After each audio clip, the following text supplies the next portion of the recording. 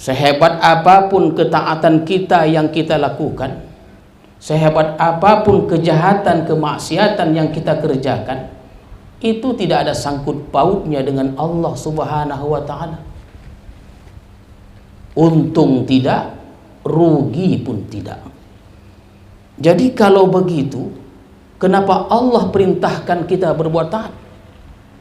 Kalau tak ada sangkut pautnya, kenapa Allah perintahkan kita berbuat taat? Kenapa Allah melarang kita berbuat kejahatan-kejahatan? Wa innama amaraka wa nahaka lima ya'udu alaih minal masalik. Wa innama amaraka wa nahaka lima ya'udu alaika minal masalihi wal manafi' lid-daraini la ghairah. Hanya saja Allah menyuruh engkau dengan taat. Diperintahkan kita sembahyang, diperintahkan kita berpuasa, zakat, dan ketaatan-ketaatan lainnya dan sebagainya, dan melarang kita dengan segala macam kejahatan dan kemaksiatan. Hanya saja Allah lakukan demikian, sesuatu yang kembali kepada kita, kemaslahatan dan kemanfaatannya, bukan kepada Allah untuk keuntungan diri kita, liddarai, dunia dan akhirat. Tak ada yang lain lagi.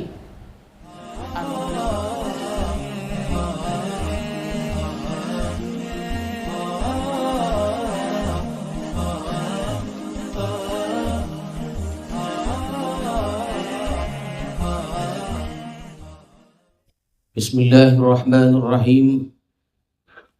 Assalamualaikum warahmatullahi wabarakatuh.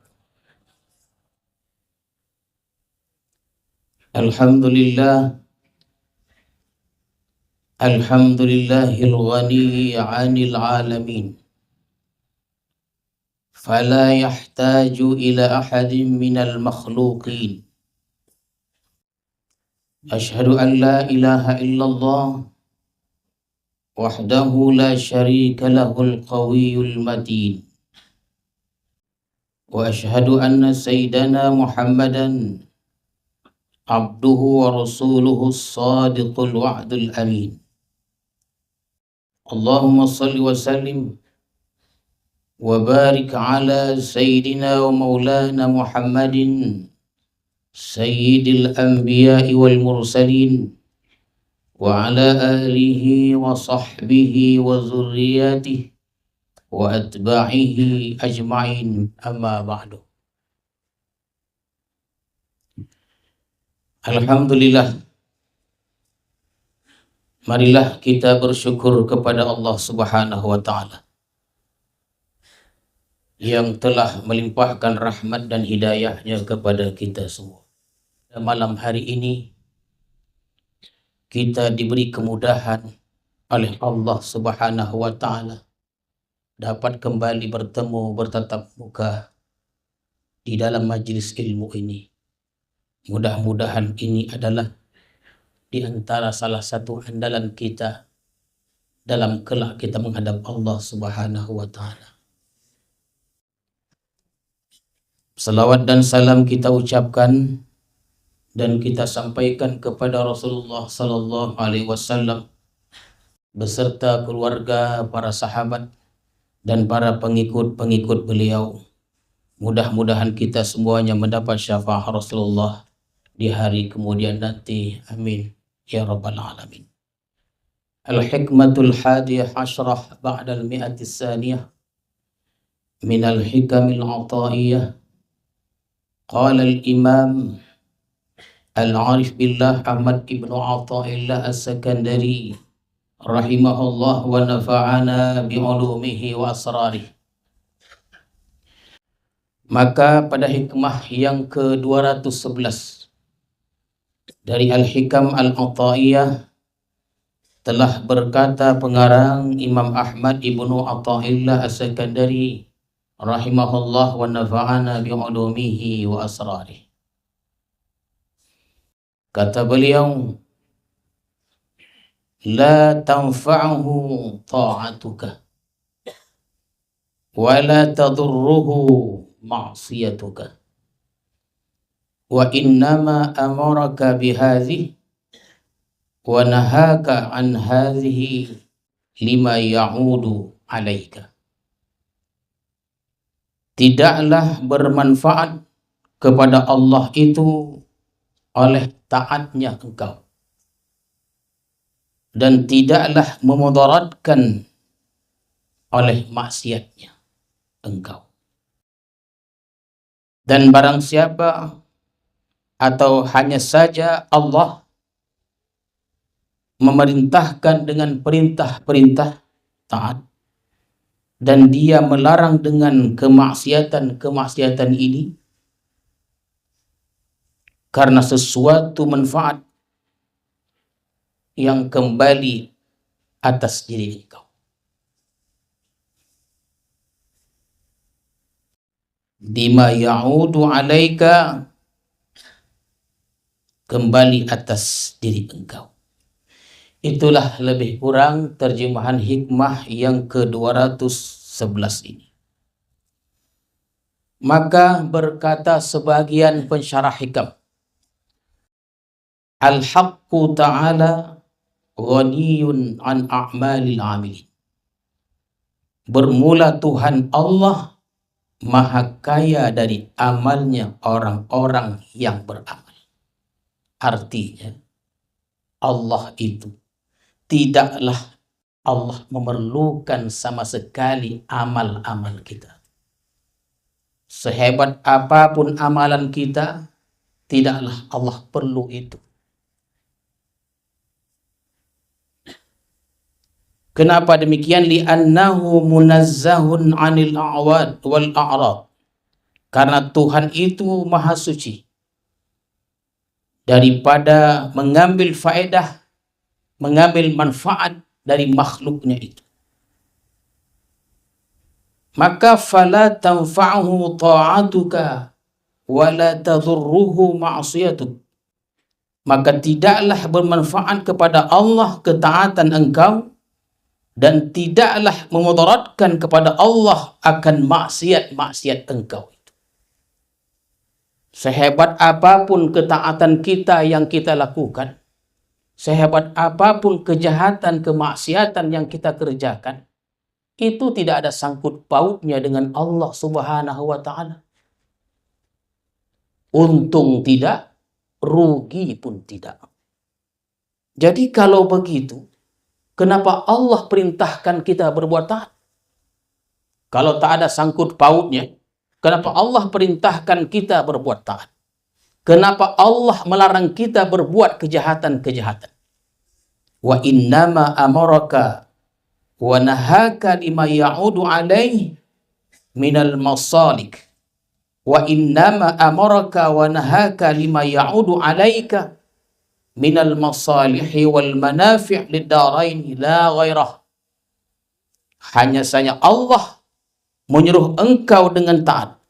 Diperintahkan kita sembahyang, diperintahkan kita berpuasa, zakat, dan ketaatan-ketaatan lainnya dan sebagainya, dan melarang kita dengan segala macam kejahatan dan kemaksiatan. Hanya saja Allah lakukan demikian, sesuatu yang kembali kepada kita, kemaslahatan dan kemanfaatannya, bukan kepada Allah untuk keuntungan diri kita, liddarai, dunia dan akhirat, tak ada yang lain lagi. Artinya tuan-tuan sekalian, kalau kita berbuat taat, ketaatan apapun yang kita lakukan, 100% untungnya itu untuk kita, bukan untuk Allah. Amaraka bitta'ah. Allah perintahkan engkau, Allah perintahkan kita berbuat taat. Liqarribaka ilaih. Allah menyuruh kita taat, sembahyang dan sebagainya, agar dia dekatkan engkau atau kitanya kepada Allah Subhanahu wa Ta'ala. Begitu sayang kasihnya Allah kepada kita. Diperintahkannya kita berbuat kebaikan supaya kita ini dekat dengan Allah Subhanahu wa Ta'ala. Allah dekatkan kita kepada Allah. Kalau kita dekat dengan Allah, yang beruntung siapa? Tentu kita. Karena Allah itu adalah zat yang maha segalanya. Maha kaya, maha perkasa, maha kuat. Kalau kita dekat dengan zat yang maha segalanya, tentu kita beruntung, tuan-tuan sekalian. Coba kita permisalkan. Kita analogikan saja. Ini sekedar misal saja. Dekat kita dengan orang kaya. Senang hati kita. Bahkan kita takut orang kaya itu memutuskan hubungannya dengan kita. Tak dapat duit lagi. Dekat kita dengan orang berkuasa. Nyaman, senang, tenang kita dengan kuasanya. Kita ambil manfaatnya. Dan kita takut orang itu memutuskan hubungannya dengan kita. Itu kepada manusia tak ada artinya mungkin. Tapi kepada Allah Subhanahu wa Ta'ala, zat yang maha segalanya, maha kaya, maha pengasih, penyayang, kuat, perkasa, dekat kita dengan zat yang maha segalanya, betapa untungnya kita, tuan-tuan sekalian. Jadi Allah perintahkan kita taat supaya kita terdekat dengan Allah Subhanahu wa Ta'ala. Siapa yang tidak mau dekat dengan Allah? Ada. Oh, ada kan tak ada. Nanti akan coba kita lihat orang-orang yang tak mau dekat dengan Allah Subhanahu wa Ta'ala. Wa nahaka 'anil ma'asi lima ja'ala fiha min alamatil ba'di an hadratih. Allah melarang kita dari maksiat karena sesuatu yang Allah jadikan pada maksiat itu dari tanda jauhnya kita kepada Allah Subhanahu wa Ta'ala. Kalau kita berbuat maksiat, berbuat baik, semakin dekat dengan Allah. Berbuat jahat, semakin jauh dengan Allah. Jauh dengan orang mulia saja kita dijauhkan dengan Allah. Apalagi kita berbuat maksiat kepada Allah Subhanahu wa Ta'ala. Jadi Allah melarang kita berbuat maksiat karena mudaratnya kembali kepada kita. Allah jauhkan diri kita kepada Allah Subhanahu wa Ta'ala. Maka Allah mencontohkan kepada kita dengan Allah merintahkan bimuhafazati as-salawat. Kata Allah dalam Quran, hafizu, jagalah, peliharalah sembahyang maksudnya. Sembahyang ini kan ibadah pokok. Sembahyang ini bukan sekedar kita itu disuruh untuk menegakkannya, mendirikannya. Tapi juga Allah perintahkan kita hafizu, jagalah dia. Sembahyang kita dan kita jaga sembahyang itu. Jangan tidak kita jaga. Yang lain hebat betul penjagaannya. Bab sembahyang ini dimudahkan urusan ini. Bahkan Allah perintahkan hafizu as-salawat. Jagalah, peliharalah sembahyang itu, kata Allah. Selama ini kita sudah sembahyang, jaga sembahyang itu. Dan ini amalan orang tarekat. Banyak orang datang ke Besilam ini bertanya tentang amalan. Apa amalan Tuhan? Apa amalannya?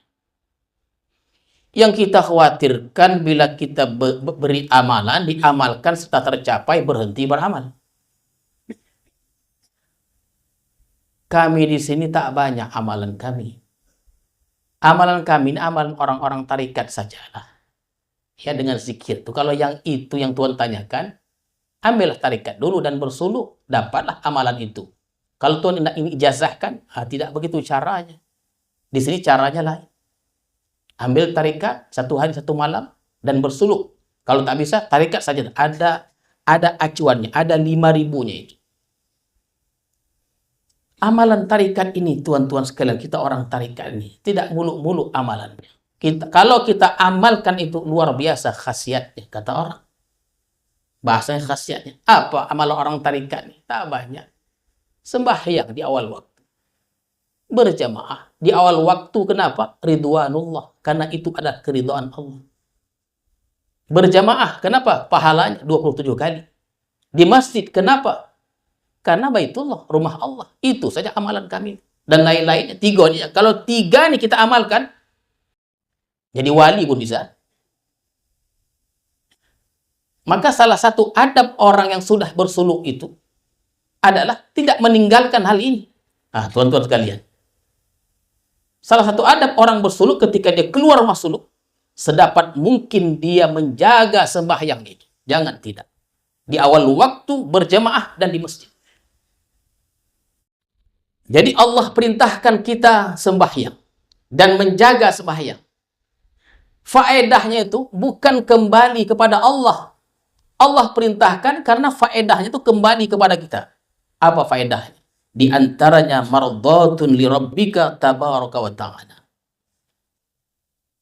Sembahyang itu keridhaan Tuhan kepada kita. Kalau kita menjaga sembahyang, kita pelihara, Allah akan senang pada kita, ridha. Kalau Allah sudah ridha pada kita, siapa yang untung? Tentu kita yang untung.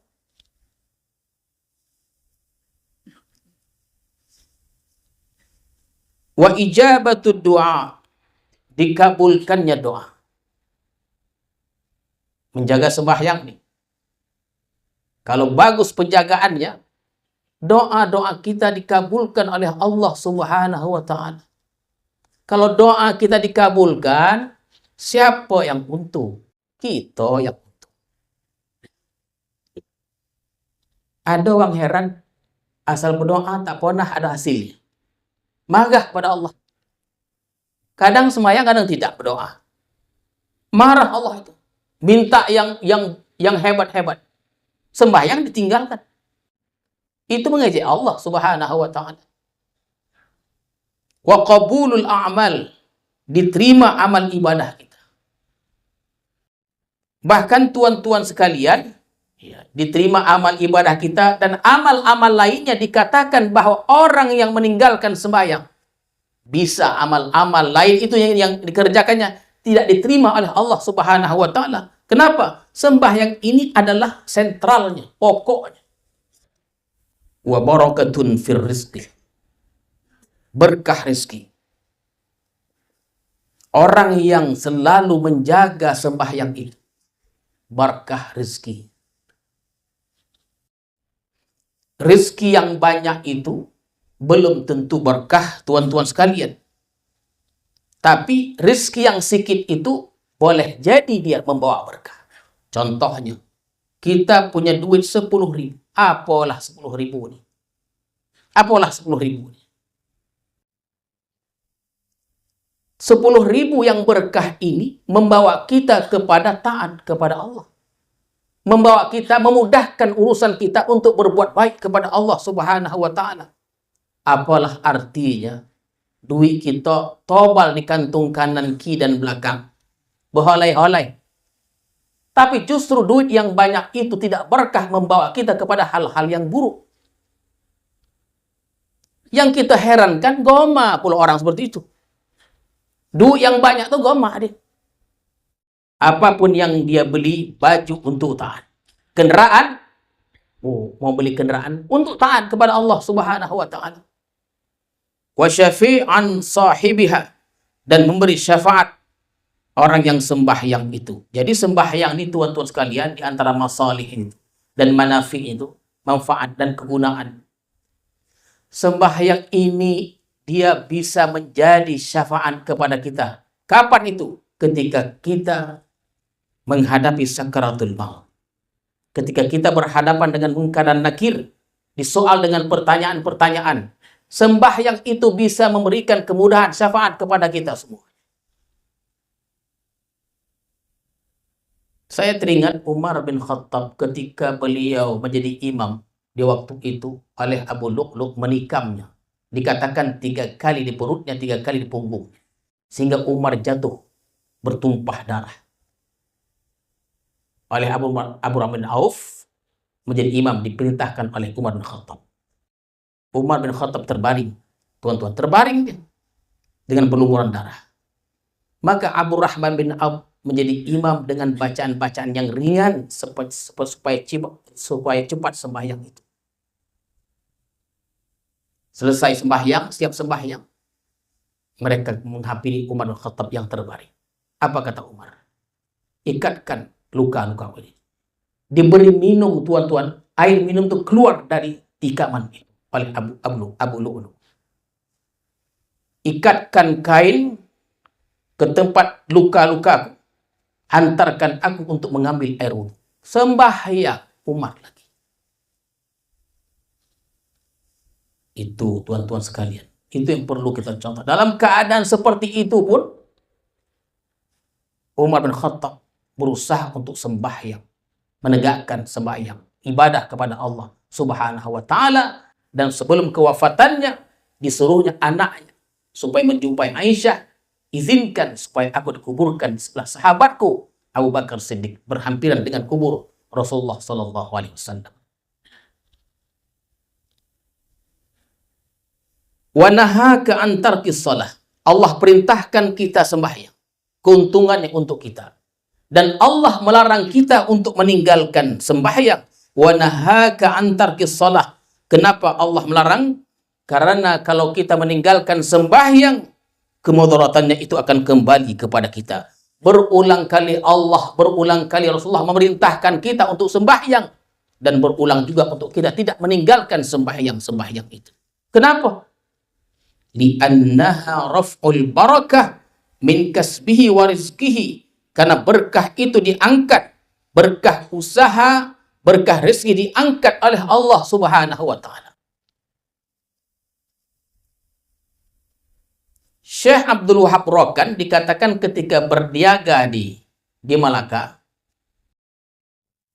beliau berniaga, kalau dalam tulisan itu beliau berniaga sambil belajar. Rasanya bukan begitu. Beliau belajar sambil berniaga. Dikatakan beliau berniaga, waktu sholat ditinggalkannya sembahyang. Ditinggalkannya barang-barang jualan itu. Coba kalau kita buat begitu.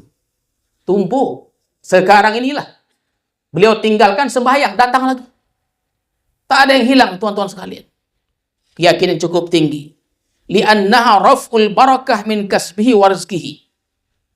Orang yang meninggalkan sembahyang diangkat usahanya, berkah usaha dan rezekinya itu. La yuqbalu minhu sairul a'mal. Tidak diterima amal. Orang yang meninggalkan sembahyang tidak diterima amal. Amal-amal lain. Maka oleh karena itu, setiap kali Allah menyuruh kita berbuat sesuatu kebaikan, pasti banyak manfaatnya yang kembali kepada kita. Dan bila Allah melarang sesuatu, karena di situ banyak kemudaratan yang kembali kepada kita, tuan-tuan sekalian. Di zaman Umar bin Khattab ada dikisahkan seorang pemuda yang soleh, cinta masjid, tak berhenti, paling cinta, paling suka datang ke masjid, pemuda soleh. Maka pada suatu hari dikisahkan dalam kisah itu, berangkatlah pemuda ini berangkat untuk sholat subuh. Di tengah perjalanan, karena cuaca yang dingin dan gelap gulita, terjatuhlah beliau dalam satu kubangan air. Beliau bangun, keluar dari kubangan itu, kembali ke rumahnya. Beliau mandi, pemuda ini mandi, berpakaian lagi, berpakaian bersih, kembali ke masjid lagi. Masjid ini bukan dokek, jauh. Dalam perjalanan terjatuh untuk kedua kali. Bangun, keluar dari kubangan itu, balik ke rumah, mandi, berpakaian, kembali ke masjid. Di tengah perjalanan, berjumpalah pemuda saleh ini dengan seorang tua yang membawa lampu. Siapa engkau? Kata pemuda. Aku ingin menolongmu. Ku tengok engkau ini sudah jatuh 2 kali. Supaya engkau tidak terjatuh, biarlah ku suluh engkau supaya selamat sampai ke masjid. Alhamdulillah, berangkatlah mereka berdua menuju masjid. Ketika akan masuk masjid, pemuda mengajak orang tua tadi. Kata orang tua, aku tidak mau masuk. Kenapa? Marilah kita berjamaah bersama. Kenapa? Karena aku iblis. Iblis rupanya. orang tua tadi? Iblis. Waktu engkau jatuh pertama dan engkau kembali ke rumah dan untuk pergi lagi ke masjid, Allah mengampuni dosa-dosa.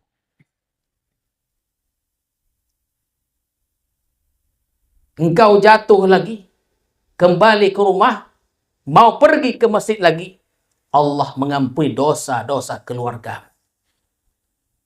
Yang ketiga, rugi aku kalau begini, maka kusuluhlah engkau.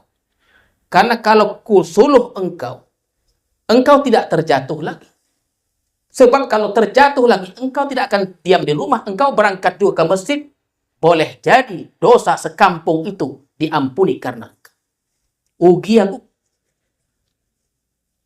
Makanya dalam wasiat-wasiat itu, terutama orang laki-laki ini, pertemuan semalam kita sudah sampaikan, ketika Syekh Abdul Wahab Rokan itu, kembalinya beliau dari Batu Pahat, ya bahasa sekarang MOU, ditandatangani, perjanjian, bahwa saya dan semua keluarga jamaah yang tinggal di Silam ini, hendaklah disembahyang. Dulu di Silam ini ada aturan-aturannya. Di zaman itu lebih kurang 37 aturannya. Hanya bisa diterapkan pada tahun 1970, 15 aturan saja. Betapa sulitnya menegakkan aturan itu di zaman sekarang ini. Kenapa? Kita faham. Karena generasi sekarang tidak faham, tidak mengerti kemuliaan bersilam di zaman itu. Biarlah bertadarruj, berangsur-angsur kita memulihkan keadaan itu. Kenapa? Takutlah kita hilang keberkahan dari tanah yang penuh berkah ini. Kenapa? Dulunya orang kuat-kuat ibadah. Berkahlah tanah ini. Takut kita hilangnya keberkahan dari tanah ini. Tuan-tuan sekalian, jadi Allah perintahkan kita untuk taat. Allah melarang kita untuk berbuat kejahatan. Kemudian tuan-tuan sekalian, contoh yang lain, Allah perintahkan kita sembahyang. Allah perintahkan kita dan Rasulullah perintahkan kita bersedekah. Apa manfaatnya? Tadhhirul mal, mensucikan harta. Contoh 1 juta. Tadhhirul mal ini mensucikan harta ini. Harta itu menjadi bersih suci dia. Contohnya 1 juta. Kalau kita sedekahkan sebahagian, maka baginya sisanya akan menjadi bersih. Karena boleh jadi tuan-tuan sekalian, dalam kita mencari rezeki itu banyak hal-hal atau ada hal-hal yang tidak sesuai, tidak baik. Seperti dengan sumpah-sumpah.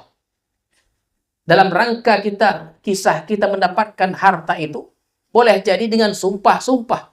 Contohnya kita berjualan, supaya jualan itu laku, bersumpah kita sama pembeli. Sumpah, ini barang ini bagus, baru tadi, padahal seminggu.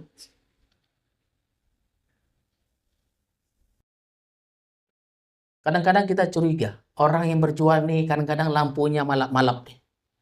Malap, tak tahu hanya minggu dah. Kadang kalau tahu nampak dia mana rusak. Kalau yang gelap remang-remang nih, dia bisa dia berekspresikan ya tuan-tuan sekalian, tak nampak mana yang cacat-cacat tuh. Boleh jadi. Bersihkan dia dengan bersedekah. Tapi harta yang haram, tak bisalah dibersihkan dia. Haram tetap haram, tonton sekalian.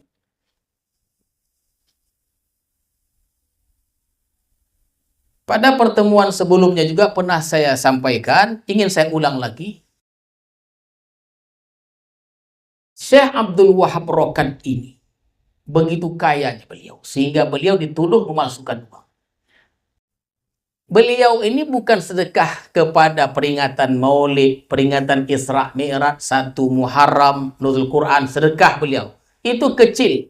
Yang beliau sedekahkan itu adalah membantu pemerintah Indonesia. Bukan ini bantunya, itu peringatan-peringatan seperti itu kecil sekali. Yang beliau bantu itu adalah pemerintah Indonesia.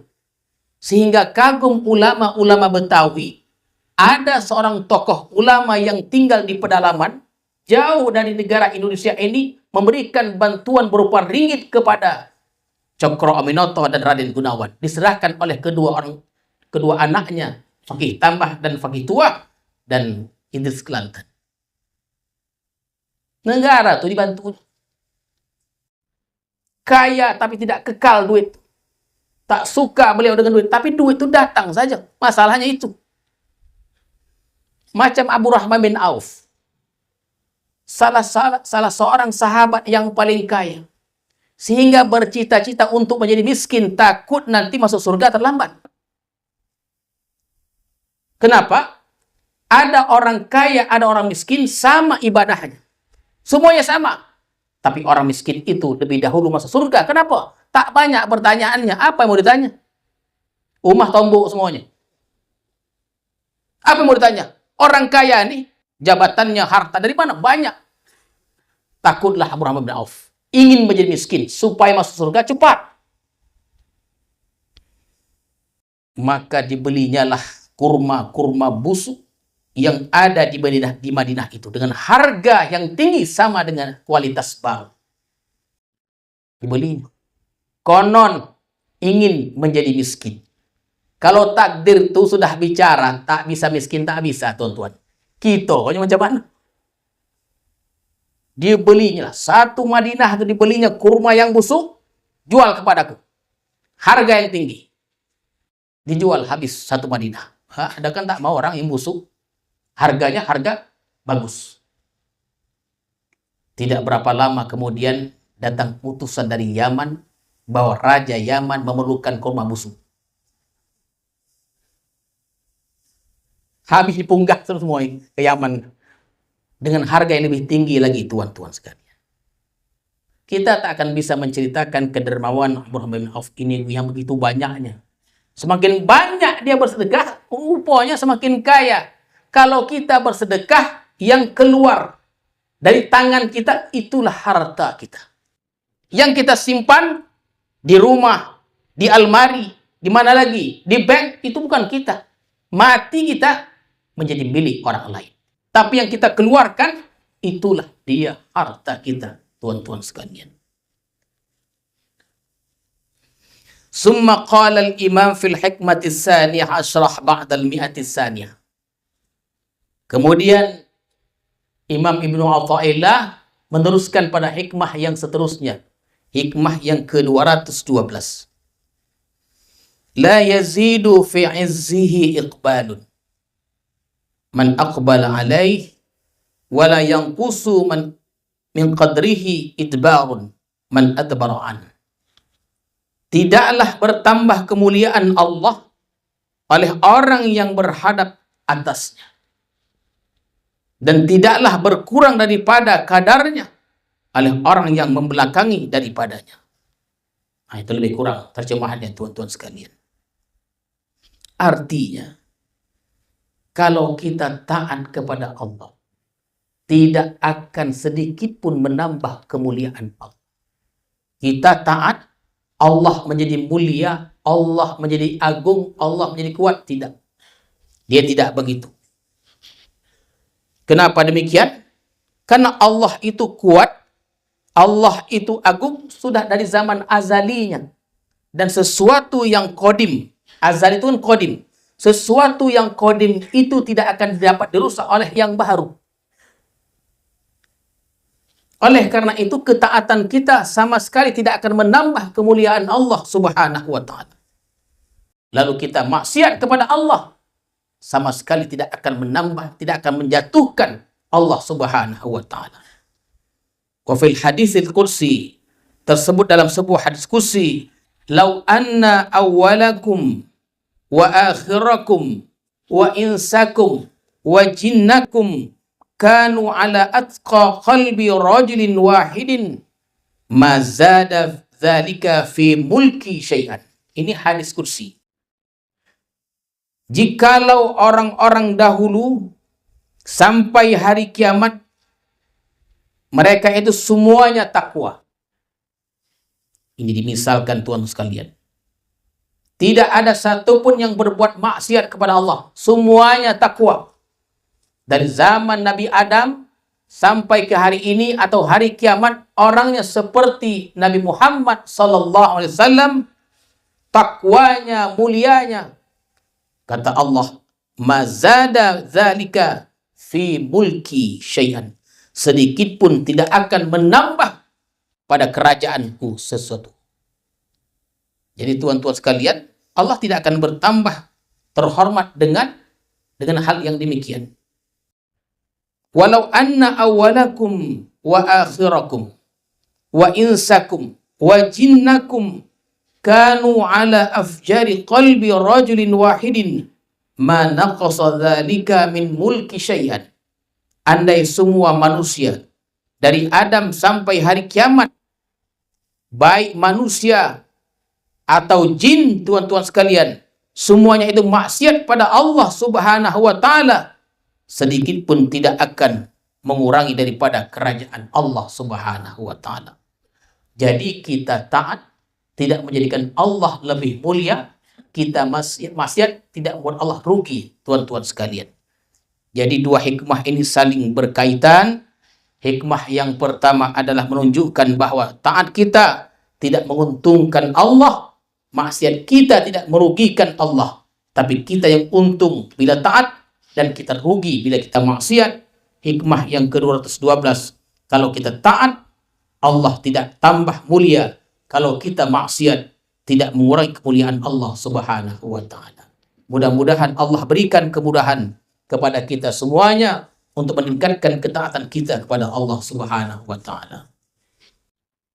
A'udzu billahi minasyaitonir rajim. Bismillahirrahmanirrahim. Alhamdulillahirabbil alamin. Wassalatu wassalamu ala asyrafil mursalin wa ala alihi wa sahbihi ajma'in. Allahumma zidna ilma warzuqna fahma walhiqna bis salihin. Allahumma ij'al jam'ana hadza jam'an marhuma wa tafarruqan ba'di tafarruqan ma'suma. Wa sallallahu ala sayyidina Muhammadin wa ala alihi wa sahbihi ajma'in. Walhamdulillahi rabbil alamin. Assalamualaikum warahmatullahi wabarakatuh.